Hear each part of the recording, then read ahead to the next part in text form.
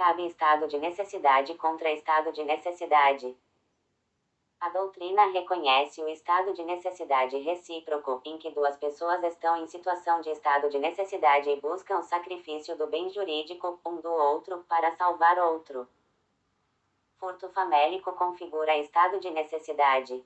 O furto famélico é aquele realizado por quem busca se alimentar ou alimentar outrem. É a subtração de algo por aquele que possui fome. Pode sim configurar estado de necessidade. Admite-se estado de necessidade nos crimes habituais e permanentes, e no caso de reiteração.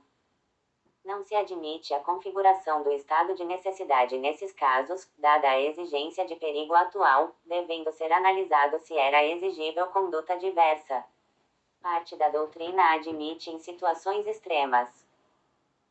O estado de necessidade pode se classificar, conforme os seguintes critérios, quanto à titularidade do interesse protegido. De interesse próprio, quando o agente busca a proteção de um bem jurídico de sua própria titularidade. De interesse alheio, é o estado de necessidade em que o interesse jurídico salvo pelo sujeito é de titularidade de outrem. Quanto ao elemento subjetivo real, quando o agente busca a proteção de um bem jurídico que efetivamente está em perigo. Putativo, ocorre quando a situação de perigo do bem jurídico só existe na cabeça do agente, é imaginada ou suposta por ele. Quanto à titularidade do interesse sacrificado. Defensivo, quando o agente sacrifica um bem jurídico de sua própria titularidade para a proteção de um interesse jurídico em perigo. Agressivo, ocorre quando o agente sacrifica um bem jurídico alheio para salvar outro bem jurídico que está em risco. Legítima defesa é a causa excludente de ilicitude que acoberta a conduta de repelir, de si mesmo ou de outrem, uma injusta agressão, atual ou iminente.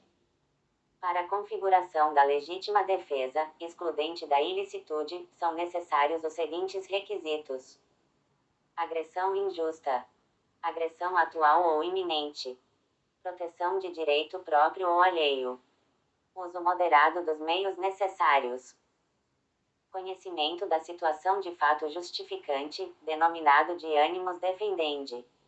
Classificações de legítima defesa. Legítima defesa real ou própria, é a legítima defesa com todos os pressupostos preenchidos. Legítima defesa putativa, é aquela suposta, imaginada pelo agente. O agente supõe, por erro de tipo ou de proibição, estar acobertado por legítima defesa. Legítima defesa sucessiva, é a causa de excludente que acoberta o agente que, após provocar a injusta agressão, busca repelir o excesso. Legítima defesa subjetiva, é o excesso derivado de erro de tipo excusável ou inevitável. Neste caso, a vítima se excede, ao se defender de uma injusta agressão, por interpretar a realidade de forma equivocada, pensando necessitar de meios mais gravosos do que realmente necessita. E se houver erro de execução, aberratio ictus, na legítima defesa, o agente responde como se tivesse atuado contra o agressor, nos termos do artigo 73 do Código Penal. Deste modo, considera-se como tendo efetivamente agido em legítima defesa. Cabe legítima defesa recíproca. A doutrina afasta a hipótese, por ser seu requisito a agressão injusta. São cabíveis, entretanto, a legítima defesa sucessiva e a legítima defesa putativa recíproca. Deste modo, é possível que a agressão de dois sujeitos seja injusta ao mesmo tempo, sendo que ambos imaginam que está em legítima defesa. É possível a ocorrência conjunta de estado de necessidade e legítima defesa? Sim. Um exemplo dado pela doutrina é a do agente que, para se defender de um assaltante, subtrai a arma de fogo do vigilante do banco, deixada no chão, sem autorização. Portanto, age em estado de necessidade para a subtração da arma e, quanto ao assaltante armado, age em legítima defesa ao atirar nele para se defender. Em algumas situações, não é cabível a invocação da legítima defesa real, estado de necessidade real, exercício regular do direito e estrito cumprimento do dever legal. Estrito cumprimento do dever legal é a causa excludente de ilicitude que abrange a conduta de alguém que realiza um fato típico no cumprimento do estrito de um dever previsto em lei. O dever legal é aquele imposto pela lei. O cumprimento de tal dever deve ser estrito, isto é, não abrange excessos ou desvios. Como as demais causas excludentes de ilicitude, já estudadas, é imprescindível que esteja presente o elemento subjetivo. O estrito cumprimento do dever legal abrange o particular ou apenas o funcionário público. A doutrina diverge a respeito da possibilidade de um particular invocar o estrito cumprimento do dever legal. Para a maioria, o particular pode sim invocar esta excludente da ilicitude. Exercício regular de um direito é a causa excludente de ilicitude que abrange a conduta de qualquer cidadão que é autorizada por lei, que constitui uma prerrogativa legal, desde que exercido com regularidade. São requisitos do exercício regular de um direito: proporcionalidade, indispensabilidade, elemento subjetivo, conhecimento da situação. Os ofendículos são o aparato predisposto, que deve estar visível, destinado à proteção de bens jurídicos, como a vida e a propriedade. Note-se que o obstáculo deve ser perceptível, não devendo estar oculto ou articulado para agir de surpresa. A discussão na doutrina, sobre se tratar de exercício regular de um direito ou legítima defesa, que seria pré-ordenada. Causas supralegais de exclusão da ilicitude. A discussão doutrinária sobre a possibilidade de se reconhecerem causas supralegais de exclusão da ilicitude. A discussão envolve, por exemplo, a discussão sobre o consentimento do ofendido e sua natureza jurídica. Se o consentimento do ofendido não for elementar do crime, pode-se analisar se a hipótese é de exclusão da ilicitude. Cuida-se de matéria doutrinária e, por isso, não há consenso sobre sua aplicação. Para que o consentimento do ofendido seja considerado causa supralegal de exclusão de ilicitude, apontam-se os seguintes requisitos: capacidade do ofendido, validade do consentimento, disponibilidade do bem, objeto jurídico, titularidade do bem, o ofendido deve ser o titular, antecedência ou simultaneidade do consentimento, forma expressa do consentimento, ciência da situação fática que exclui a ilicitude. Excesso punível. A conduta acobertada por uma excludente da ilicitude deve ser praticada com razoabilidade, dentro dos limites da lei. O excesso punível pode ser intensivo ou extensivo. Excesso intensivo é aquele que se relaciona com os meios utilizados para repelir a agressão ou ao grau de sua utilização. O excesso é chamado intensivo devido à intensidade da conduta do agente. Excesso extensivo, por sua vez, se configura quando a conduta para repelir a agressão se prolonga no tempo em período superior ao da própria agressão. Por fim, cumpre destacar que o excesso pode ser doloso ou culposo. Discriminantes putativas é a suposição do agente sobre a configuração de uma causa que exclui a ilicitude do seu comportamento. Por erro de tipo, configura-se quando há equívoco do agente quanto à percepção da realidade. Ele interpreta de forma equivocada um pressuposto fático de uma excludente de ilicitude. Se um erro de tipo for inevitável, não há que se falar em fato típico e, portanto, não há responsabilização. Se for evitável, pune-se a culpa, se prevista a possibilidade na lei. Por erro de proibição, consiste na incorreta interpretação da lei penal permissiva pelo agente. Cuida-se de equívoco sobre a interpretação da norma que prevê uma excludente de ilicitude, levando o agente a imaginar que sua abrangência é diversa da que efetivamente é. Cuida-se de equívoco sobre a interpretação da norma que prevê uma excludente de ilicitude, levando o agente a imaginar que sua abrangência é diversa da que efetivamente é. Se o erro de proibição for inevitável, a isenção de pena, com exclusão da culpabilidade do agente. Se for evitável, diminui-se a pena de 1/6 a 2/3. Teoria geral do crime. Culpabilidade. Conceitos de culpabilidade.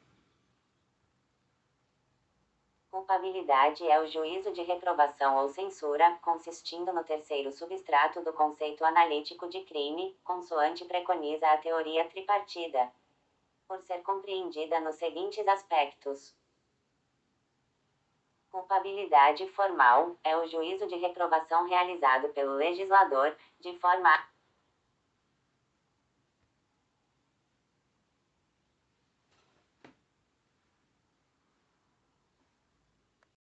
Culpabilidade formal é o juízo de reprovação realizado pelo legislador, de forma abstrata, para a fixação das sanções criminais, inclusive no que se refere aos limites máximo e mínimo das penas.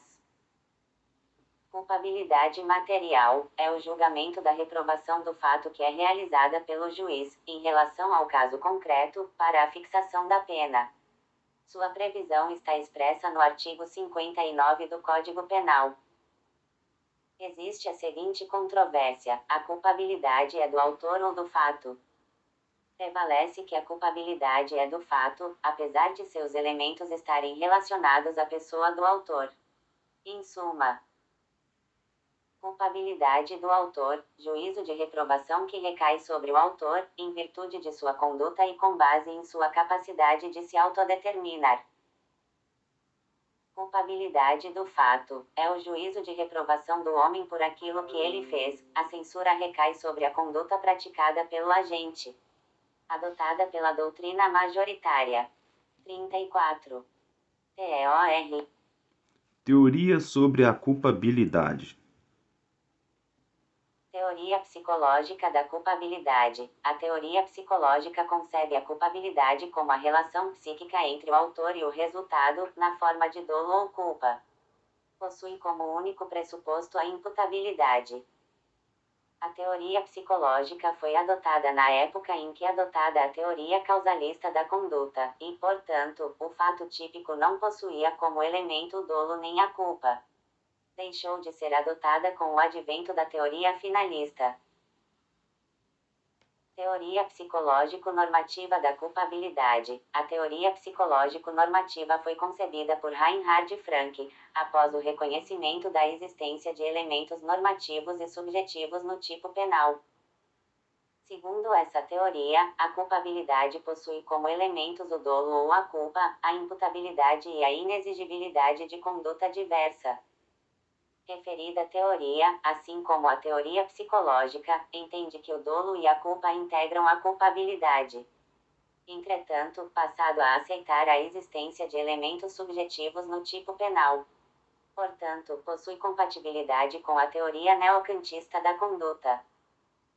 Em relação à teoria psicológica da culpabilidade, uma grande diferença da teoria psicológico-normativa é a inserção da inexigibilidade de conduta diversa como um novo elemento da culpabilidade. Com a concepção do dolo como integrado pela consciência da atual da ilicitude, bem como com a inserção da inexigibilidade de conduta diversa como elemento da culpabilidade, esta deixa de ser mero elemento psicológico que conecta a conduta praticada pelo agente e o agente do fato, a censurabilidade do sujeito por aquilo que ele fez. A análise da culpabilidade passa por elementos normativos, ou seja, pela relação do agente com relação à norma. Teoria normativa pura da culpabilidade. A teoria normativa pura ou extremada da culpabilidade foi elaborada com o advento da teoria finalista da conduta, preconizada por Welzel.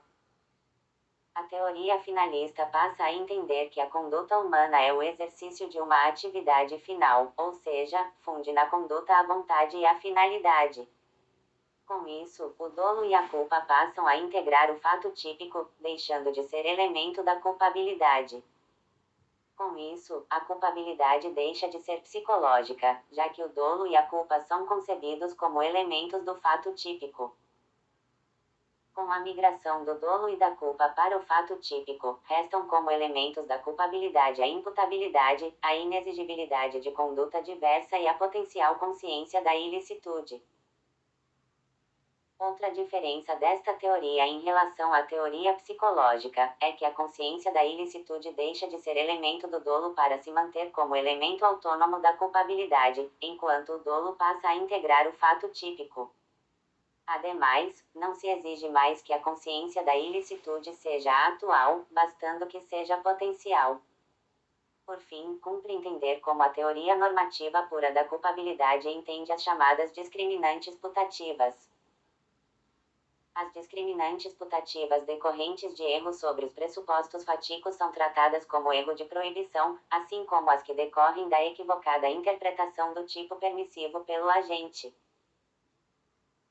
Teoria limitada da culpabilidade. Adotada pelo Código Penal, a teoria limitada da culpabilidade possui os mesmos fundamentos teóricos da teoria normativa pura. Também se concebem como elementos da culpabilidade a imputabilidade, a exigibilidade de conduta diversa e a potencial consciência da ilicitude.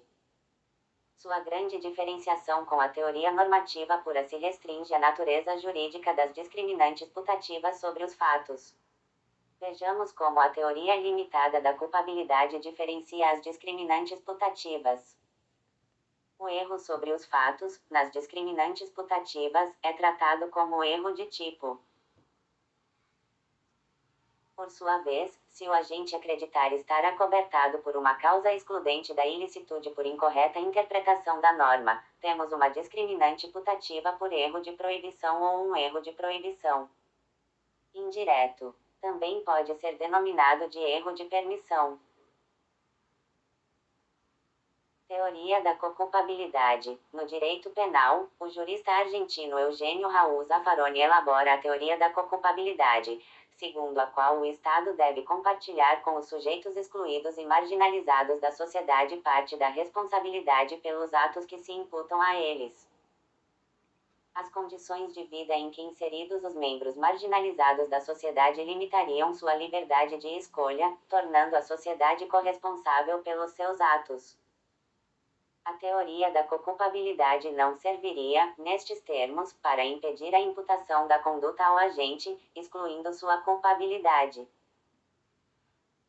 Sua função seria partilhar a responsabilização entre ele e a sociedade, o que determinaria que sua pena fosse diferenciada em relação a um sujeito que teve ótimas condições de vida, com seus direitos respeitados e o mínimo existencial garantido.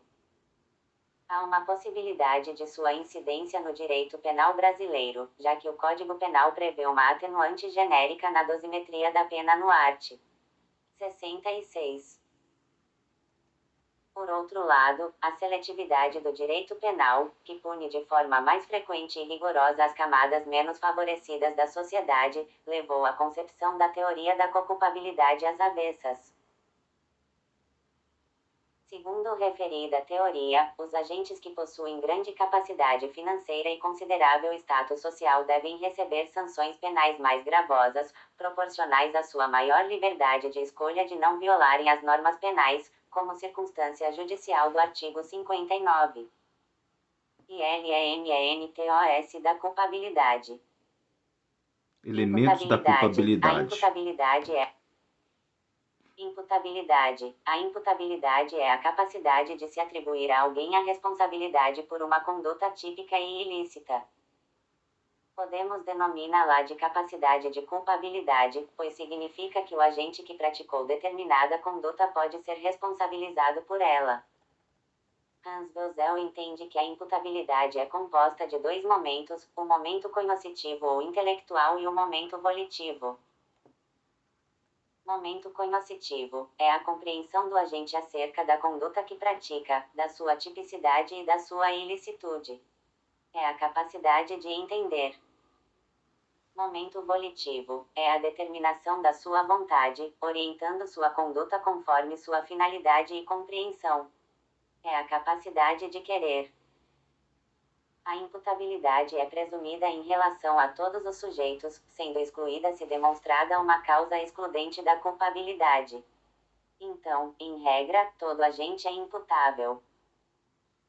Potencial conhecimento da ilicitude. A potencial consciência da ilicitude é a capacidade do agente de compreender que sua conduta é reprovável.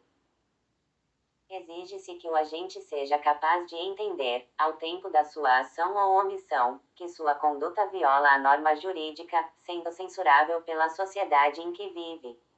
Não é necessário o conhecimento técnico pelo agente. Basta, portanto, a chamada valoração paralela na esfera do profano, conforme expressão usada por Mesger. Essa valoração paralela é aquela realizada pelo leigo que, mesmo sem conhecimento técnico jurídico, possui capacidade de entender o que é lícito e aquilo que não é, em decorrência da sua convivência social. A valoração é paralela, pois é feita ao lado do juízo eminentemente jurídico. Sua esfera é a do profano, pois não é a do direito. É o âmbito do leigo, com recurso a aspectos morais, sociais, escolares, culturais, religiosos, dentre outros. Por isso, consideram-se essas condições do sujeito para valorar se ele possuía ou não condições de entender a reprovabilidade daquilo que ele praticava. Não devemos confundir a exigência de potencial consciência da ilicitude com a possibilidade de o agente declarar que desconhecia a lei. A ignorância a respeito da existência da lei, também chamada de erro de direito, não é causa de exclusão da culpabilidade, pois, como diz o adágio latino, ignorantia legis neminem excusati, ou seja, a ignorância da lei não excusa ninguém.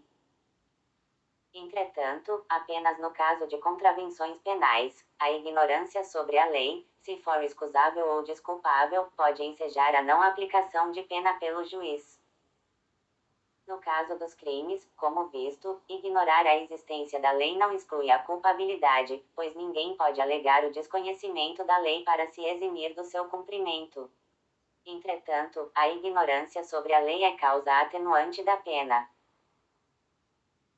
Exigibilidade de conduta diversa. Exige-se, para que o agente seja culpável, que ele tivesse a possibilidade de atuar de acordo com o que o ordenamento jurídico prescreve. Só se pode reprovar a conduta de quem tinha condições, ao tempo de sua conduta, de agir de modo diverso. Se não for possível exigir do sujeito um comportamento diferente, sua ação ou omissão não é reprovável e, deste modo, fica afastada a sua culpabilidade. Não se deve punir condutas que não poderiam ser evitadas. Se o sujeito não podia agir de modo diferente, não se pode fazer um juízo de censura sobre sua conduta. Causas excludentes da ilicitude. Inimputabilidade é a exculpante relacionada à falta de imputabilidade. A imputabilidade pode ser afastada em virtude das seguintes causas: doença mental ou anomalia psíquica é a anomalia ou perturbação que atinge o aspecto mental ou psíquico do sujeito. Essa situação que acomete o agente o impede de compreender o caráter ilícito do que faz ou de determinar-se de acordo com o seu entendimento. Pode também ser considerada doença mental a dependência de drogas e a embriaguez patológica. Com relação a esta causa de inimputabilidade, o Código Penal adotou o critério biopsicológico. Isto porque não basta a doença mental, é necessário, concomitantemente, que ela elimine a capacidade de entender e de querer. O inimputável por doença mental deve ser processado e, ao final, o juiz profere uma sentença absolutória imprópria. Isto é, apesar de absolvido, será imposta uma sanção penal, consistente em medida de segurança, que pode ser de tratamento ambulatorial ou de internação em hospital psiquiátrico de custódia e tratamento psiquiátrico. É possível, ainda, que a anomalia mental ou psíquica não retira totalmente a capacidade do sujeito de entender que sua conduta é ilícita e se determinar de acordo com essa compreensão. Neste caso, ele é chamado semi-imputável ou fronteiriço. O parágrafo único do artigo 26 do Código Penal prevê a redução de pena, de 1 a 2/3, para esses casos. Entretanto, há uma outra possibilidade de sanção penal para o sujeito. A pena, em vez de ser reduzida, pode ser substituída por medida de segurança, nos termos do artigo 98 do Código Penal. Só pode ser imposta uma das duas espécies de sanção penal, em razão da adoção do sistema vicariante ou unitário. Desenvolvimento mental retardado é o estado mental que não guarda proporção com a idade cronológica do agente. Verifica-se quando o sujeito não se desenvolveu, no âmbito mental, como seria esperado para o seu estágio físico de vida. As consequências e características são as mesmas para o caso acima estudado, de doença mental ou anomalia psíquica. O critério adotado pelo Código Penal foi o biopsicológico. Desenvolvimento mental incompleto é a inimputabilidade em razão da idade. Considera-se aqui o desenvolvimento das faculdades mentais ainda não ter se concluído, em razão da idade do sujeito. Alguns autores também entendem que o desenvolvimento mental pode não ter se completado em razão da falta de convívio social, o que seria o caso dos indígenas, que analisaremos adiante.